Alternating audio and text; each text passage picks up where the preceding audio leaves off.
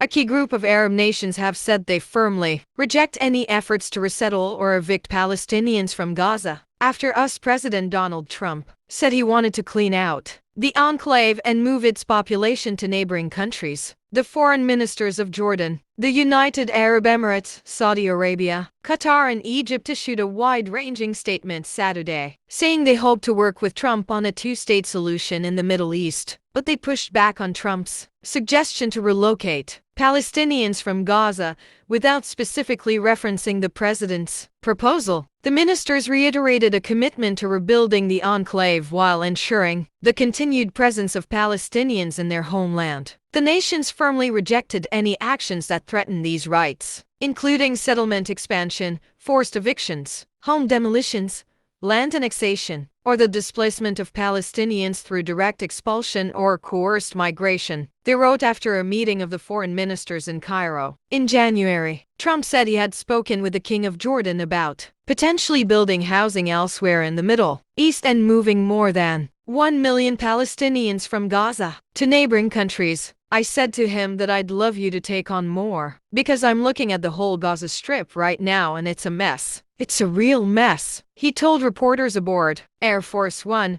You're talking about 1.5 million people, and we just clean out that whole thing. I don't know.